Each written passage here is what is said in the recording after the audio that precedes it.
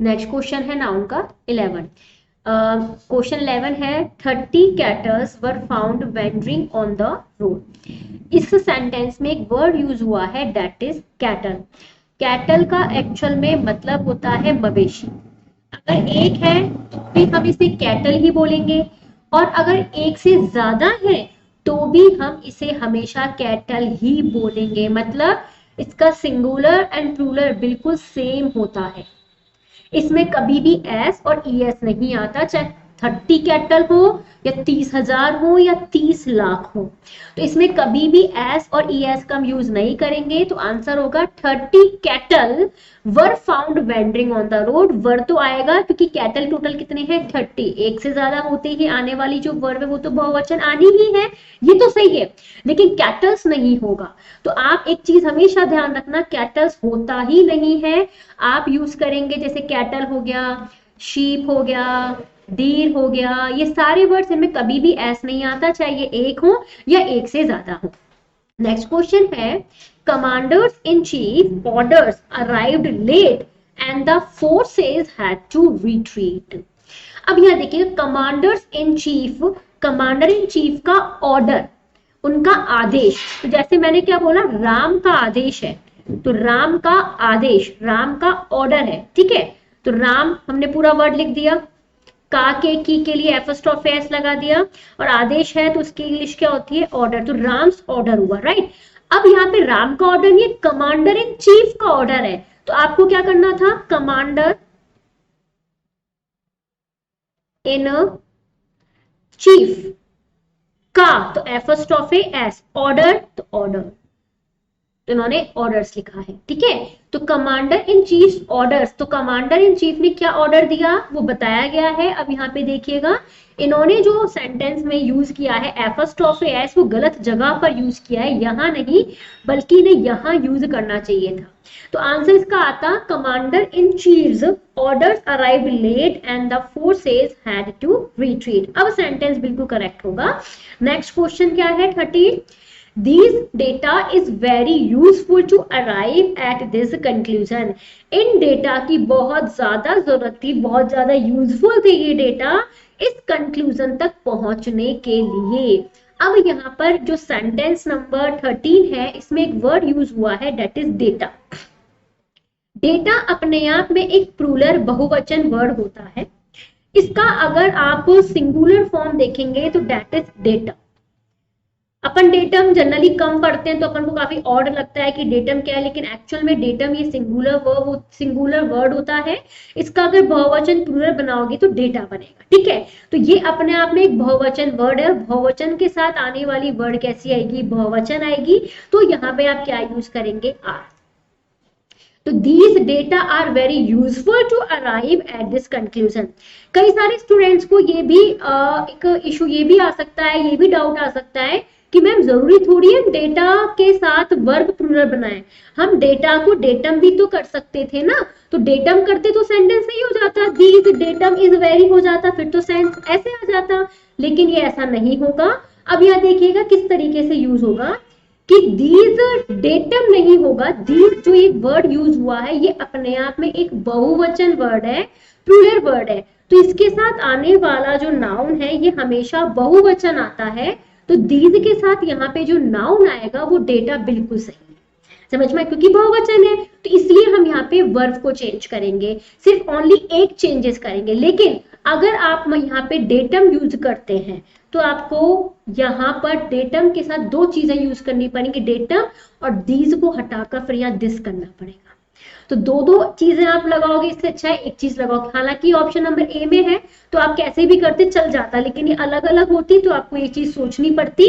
जैसे मान के चलो यहाँ पे आपका ये स्लैश आता, यहाँ ना आकर, तो आपको फिर सोचना पड़ता कि दिस डेटा चेंज करूं या इज चेंज करूं। तो ऐसी कोई कंडीशन आ जाए जहां पर एक ही चेंज करने से सारा सेंटेंस क्लियर हो जाए, सही हो जाए, तो वही आपको एरर लगानी है। तो इसको आर बनाते ये सेंटेंस पूरा सही हो जाएगा। नेक्स्ट क्वेश्चन है 14। My uncle bought 5 dozen eggs for his family। मेरे अंकल 5 दर्जन अंडे लेके आए थे अपनी फैमिली के लिए। वे ऐसा नहीं था क्योंकि मैं प्योर वेजिटेरियन हूं तो हम लोग अंडे नहीं लाए थे पर सेंटेंस है my uncle bought 5 dozen eggs for his family. Uncle खा रहे तो मैं क्या कर सकती हूँ। अब समझो भाई, सबसे पहले ये आपका जो एरर आया था वो नंबर सिस्टम का, मतलब नंबर यूनिट का था, नाउन का। आपके मैथ्स में भी नंबर सिस्टम चलता है, हमारे इंग्लिश में भी नंबर सिस्टम चलता है। तो हमारा नंबर सिस्टम ये कहता है इंग्लिश का 5 दर्जन एग। जैसे मैंने क्या बोला, 5 अंडे, तो आप क्या लिखाओगे 5 eggs।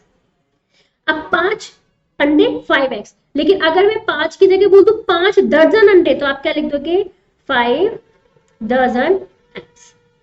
ऐसे तो करोगे तो आपका जो बीच वाला जो एक्चुअल में यूनिट है ये हमेशा कैसी आएगी, सिंगुलर। जब भी नंबर यूनिट का कोई क्वेश्चन आता है तो सबसे पहले एक नंबर आता है जो एक से बड़ा होता है, 2 3 4 5 10 20 हजार 2000 लाख करोड़ अरब कुछ भी हो सकता है। उसके बाद आते हैं जो यूनिट ये होती है सिंगुलर।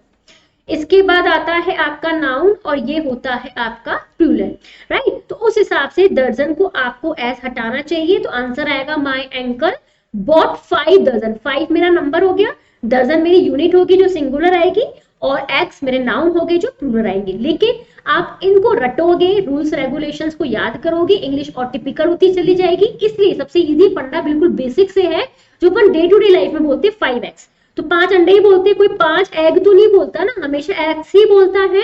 तो 5 की जगह इन्होंने 5 ना देके 5 दर्जन दे दिया है। 5 दर्जन अंडे भी तो ला सकते हैं, तो नंबर को 5 दर्जन कर दिया है, तो एक्चुअल में नंबर ना, तो ये इसी तरीके से यूज किया जाएगा। इसमें ऐसे ऐसा हम यूज नहीं करते हैं। लेकिन जो नाउन है ये तो 5 दर्जन है ना भाई, बहुत सारे हैं, इसलिए इसमें एक्स का यूज किया गया है। तो यहाँ पे सेंटेंस बिल्कुल बेसिक से क्लियर हो गया, रटने वाली कोई बात ही नहीं है। नेक्स्ट क्वेश्चन है 10,000 रुपीज वर स्टोलन यस्टरडे। भाई उस व्यक्ति के 10,000 रुपए कल चोरी हो गए थे। भाई हमारे न्यू में नेगेटिव बातें अपने बारे में बोलनी ही नहीं है। तो 10,000 रुपीज से वही चीज है, नंबर सिस्टम आ गया। 10 आपका नंबर है, 1000 ये यूनिट है, और रुपीज ये आपका नाउन है। तो नाउन कैसा आएगा, प्लूरल, और यूनिट कैसी आएगी, सिंगुलर, और नंबर का नंबर।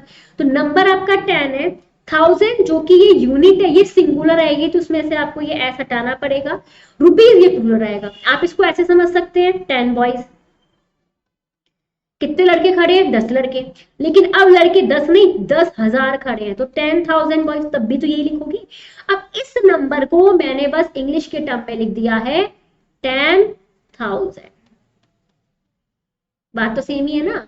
और अंग्रेजी आती है तो अपने को तो अंग्रेजी पूरी आती है, तो लोग पूरी इंग्लिश लिख देते हैं 10,000। अब बॉयज का बॉयज, वही चीज तो है, सेम बेसिक ही तो है, आपको रटने की क्या जरूरत है कि यूनिट सिंगुलर आएगी या प्लूरल आएगी। Simple, 10,000 rupees were stolen yesterday. Next question is 16। करिए, क्वेश्चन है I have read pages after pages of Bhagavad Gita. मैंने पहले इसे रीड पढ़ा फिर रेड पढ़ा, क्यों समझा देती। ये एक वर्ब होती है रीड का मतलब होता है पढ़ना। इसकी सेकंड फॉर्म होती है सेम, पर इसका प्रोनाउंसिएशन होता है अलग, मतलब थोड़ा सा अलग होता है। इसको रेड पढ़ते हैं, और इसको थर्ड फॉर्म को भी रेड पढ़ते हैं। तो रीड रेड होता है, अदरवाइज स्पेलिंग और मीनिंग बिल्कुल सेम होती है, ठीक है। तो जब भी क्वेश्चन में हैज या हैव या हैड आता है तो उसके बाद मेन वर्ब की थर्ड फॉर्म आती है जिसकी प्रोनाउंसिएशन रेड होता है। आ गया। तो I have read pages after pages of Bhagavad Gita. अब समझिएगा, जब कोई प्रेपोजिशन आए, ये कंपाउंड नाउन का क्वेश्चन है, तो प्रेपोजिशन के बाद जो नाउन आएगा ये वाला नाउन, और प्रेपोजिशन के पहले जो नाउन आएगा, और ये दोनों नाउन एकदम सेम टू सेम। मतलब अगर यहाँ पे रो लिखा है, जैसे मान लो यहाँ पे रो लिखा है तो यहाँ पे भी रो ही लिखा होना चाहिए। अगर यहाँ विलेज लिखा है तो यहाँ भी विलेज ही लिखा होना चाहिए। अगर यहाँ टाउन लिखा है तो यहाँ भी टाउन ही लिखा होना चाहिए, सेम आना चाहिए। और बीच में क्या आएगा, कोई भी प्रेपोजिशन आ सकता है, जरूरी नहीं है ऑफ ही आए, टू आए, आफ्टर आए, कोई भी आ सकता है। तो जब नाउन आगे और पीछे बिल्कुल सेम हो तो ये हमेशा सिंगुलर तरीके से लिखे जाते हैं, इसमें एस और एस नहीं आता। तो यहाँ पे पेजेस आफ्टर पेजेस नहीं होगा, क्योंकि पेज आपका एक नाउन है, ये आपका एक नाउन है, ये प्रेपोजिशन है। तो पेजेस की जगह पेज आफ्टर पेज का यूज कीजिएगा, आपका आंसर सही हो जाएगा, ऑप्शन नंबर बी करेक्ट हो जाएगा, right. Next, the class is requested to have their seats. Class को रिक्वेस्ट की गई है कि कृपया करके अपने स्थान पर पधारिए। तो अब यहां पर देखो एरर तो है, कैसे? ये है आपका सिंगुलर, ये है आपका प्लूरल, ये कैसे हो गया? तो या तो दोनों सिंगुलर होते या दोनों प्लूरल होते तो मेरे माइंड में कुछ दया वाली फीलिंग नहीं आती, दया कुछ तो गड़बड़ है, वो फीलिंग नहीं आती। लेकिन अब आ रही है क्योंकि एक सिंगुलर है एक प्लूरल है, दोनों का सब्जेक्ट क्लास ही है। ये कैसे? अब मन में आएगा कि मैम क्लास तो आपकी एक ही है सिंगुलर, तो वर्ब कैसे आनी चाहिए सिंगुलर? लेकिन ये गलत है, यहाँ सिंगुलर नहीं प्लूरल फॉर्म आएगी। हैला, अब ये कैसे आया समझिएगा, देखो समझाती हूँ। क्लास आपका एक कलेक्टिव नाउन होता है ना? मान के चलो ये क्लास में आपकी बेंचेस है, हर पर्सन को एक एक बेंच मिली है, सिंगल वाली बेंच आती है ना, वो है ये, ठीक है? डेस्क वाली जिसमें नीचे आप डेस्क वगैरह रखे, ऐसे बेंचेस। अब मुझे एक बात बताओ, क्लासरूम में सिर्फ एक ही बेंच लगा देते हैं, ओनली वन। अब मान के चलो एक राम नाम का व्यक्ति है, बैठ गया, श्याम भी बैठ गया, मोहन भी बैठ गया, सोहन भी बैठ गया, एक बेंच पे एक ही बंदा बैठ सकता है, इतनी ही स्पेस है। राम बैठ गया, श्याम बैठ गया, मोहन बैठ गया, रमेश बैठ गया, सुरेश बैठ गया, और कौन है, राहुल बैठ गया, रोहन बोल गया, सोहन बैठ गया, और श्याम बैठ गया, कृष्ण बैठ गया, और सब बैठ गए भाई, बलराम भी बिठा दो। क्या ऐसा पॉसिबल है कि एक ही बेंच पे सभी इकट्ठे सारे क्लास के बच्चे बैठ जाए? नहीं, हर व्यक्ति को अपनी अपनी क्लास चाहिए कि नहीं चाहिए? चाहिए ना, एक सीट से काम नहीं चलेगा। तो जब कभी भी कलेक्टिव नाउन में अलग अलग मेंबर्स की बात हो, मतलब जो कलेक्टिव नाउन में जो मेंबर्स है क्लास में, किसकी बात हो रही है? स्टूडेंट्स की। तो इन स्टूडेंट्स को जब जब स्टूडेंट्स की बात होगी, इनके मेंबर्स की बात होगी, तब आने वाला चाहे वर्ब हो या प्रोनाउन हो, वो सब बहुवचन आएंगे। आप इसको ऐसे समझ सकते हैं, जब एक चीज से काम ना चले, जब सबको अलग अलग वो चीज की जरूरत हो, तब हम हमेशा बहुवचन लगाएंगे। एक सीट पे सब बैठ नहीं सकते, सबको अपनी अपनी अलग अलग सीट चाहिए, तो सीधी सी बात है, सबको अलग अलग मेंबर्स की बात हो रही है, सभी मेंबर्स की बात हो रही है, और जब भी मेंबर्स की बात होगी तो हमेशा बहुवचन आएगा, चाहे आपका कलेक्टिव नाउन सिंगुलर ही क्यों ना। समझ में आया? जैसे एक और एग्जांपल दे देती हूँ, मान लो आप एग्जाम दे रहे हैं, तो जैसे मान लो मैंने एग्जाम दिया और मैं पास हो गई, थैंक यू मैं पास हो गई हूँ, ठीक है? अब इस एग्जाम में मान लो मैं पास हो गई, तो क्या मेरे पास होने से सब पास हो जाएंगे? क्या नहीं ना, आपको अपना एग्जाम देना पड़ेगा, उसको अपना एग्जाम देना पड़ेगा, सुमन को अपना एग्जाम देना है, सागर को अपना एग्जाम देना है, तभी तो पास हो गए। मेरे अकेले पास होने से आप सब पास नहीं हो सकते, मतलब सबको अलग अलग एग्जाम चाहिए। तो इसका मतलब जब चीजें अलग अलग मेंबर्स की बात हो, सबको अलग अलग चीजें करवानी पड़े, तब जाके हमारा जो भी चाहे प्रोनाउन हो या वर्ब हो, वो हमेशा प्लूरल आएगा। इसलिए इसका आंसर आएगा the class are requested to have their seats. तो क्लास में जो बच्चे हैं, क्लास ऐसे मत सोचना कि मैम क्लास को रिक्वेस्ट की जा रही कि क्लास आप सीट पे बैठो। ये क्लास है, क्लास एक बेंच पे नहीं बैठ सकती, ये क्लास है और ये बेंच है, तो ये क्लास बेंच के ऊपर नहीं बैठ सकती भाई। क्लास तो एक रूम होता है, इस रूम के अंदर स्टूडेंट्स होती है, तो मैंने बोला द क्लास, तो इसका मतलब स्टूडेंट्स की बात हो रही है, उस क्लास के अंदर जो मौजूद है, चाहे 1000 हो चाहे 2000, समझ में? उन क्लास के अंदर बैठे स्टूडेंट्स की बात हो रही है, तो स्टूडेंट्स की बात हो रही है, ना कि क्लास की। तो क्लास के स्टूडेंट्स को रिक्वेस्ट की जा रही है कि अपनी अपनी सीट पे बधारिए। कई बच्चों के मन में आया कि मैम है उस हिसाब से सही है, नहीं, यहाँ पे ऐसे मत समझना कि है बहुवचन यूज हुआ है, यहाँ पे टू प्लस वर्ब की first form infinitive form use हुई है। टू के बाद हमेशा वर्ब की फर्स्ट फॉर्म ही आती है, चाहे ये सिंगुलर होता तो भी हैव आता, और ये प्लूरल है तो भी हैव ही आएगा। तो इस चीज को इससे डील मत करना, कहीं गलत कर दो। Next question, We are the alumnus of the University of Rajasthan. हम राजस्थान यूनिवर्सिटी के क्या है? अलमनस है। अलमनस का मतलब होता है पूर्व छात्र। जब कोई भी institution, coaching centre, school, college, जहां से आप शिक्षा मतलब एजुकेशन को गेन कर चुके हो, ऑब्टेन कर चुके हो, मतलब एजुकेशन वहां पे आपने प्राप्त कर ली है। फॉर एन एग्जाम्पल, जैसे मान के चलो आपने स्कूल पास कर लिया होगा, तो जिस स्कूल में आपने 12th पास करके आ गए हैं, आपकी पास हो चुकी है, तो उस स्कूल के लिए आप अलमनस बन चुके हैं। अगर आप कॉलेज पास आउट है, तो अगर आपने कॉलेज पास कर ली है, तो उस कॉलेज के लिए आप अलमनस बन चुके हैं। किसी यूनिवर्सिटी से पास आउट है, तो उसके लिए आप क्या बन चुके हैं? अलमनस बन चुके हैं, राइट? बस पास होके निकल गए हैं आप उसमें। अब ये मत सोचना मैं हमने ग्रेजुएशन भी वहीं पे करी, पीजी कर रहे हैं, नहीं, पीजी कर तो वहीं से रहे हो ना, तो भी अलमनस नहीं बने, बनोगे कब? जब पीजी आपकी कंप्लीट हो जाएगी। क्लियर, इस तरीके से उसको बोलते पूर्व छात्र। तो ये बोल रहा है हम सभी पूर्व छात्रों को, रीयूनियन नहीं होता स्टूडेंट रीयूनियन, भैया ये यूनिवर्सिटी राजस्थान ने रीयूनियन रखा है, जितने भी बच्चे पास आउट है सबको बुलाया है, पार्टी होगी, पहुंच जाना टाइम पे, सुबह 10 बजे चालू होगी तो आप पहुंच जाना, ठीक है ना, सबको इनविटेशन मिल चुका है।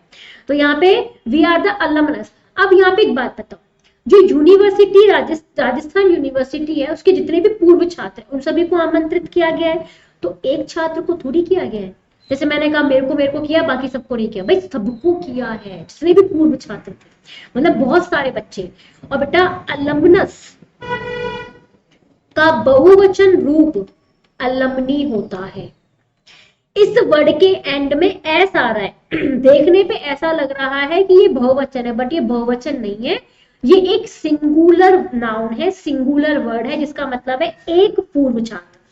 लेकिन एक पूर्व छात्र को तो, एक पूर्व छात्र के लिए तो रीयूनियन होगा नहीं, उसके लिए तो कोई पार्टी शार्टी होगी नहीं, तो हम बहुत सारे बच्चों को आमंत्रित या इनवाइट कर रहे हैं, तो बहुत सारों के लिए बहुवचन अलमनी होता है, तो इसलिए इसका राइट आंसर अलमनस ना होकर अलमनी हो जाएगा। जैसे भी डेटा का डेटम होता है ना, ये वही है, तो डेटम सिंगुलर होता है और डेटा प्लूरल होता है, वैसे डेटा का सही प्रोनाउंसिएशन डाटा, डाटा सही होता है। नेक्स्ट अगला, only one innings have been played, केवल एक ही पारी है जिसने खेला था। अब देखो साफ साफ बोल रहा है कि केवल एक ही पारी खेली थी। इनिंग्स का मतलब आप देख लीजिए, नहीं आता है तो, वैसे मैंने कराया हुआ है लेकिन रिकॉल करवा देती हूँ, सॉरी।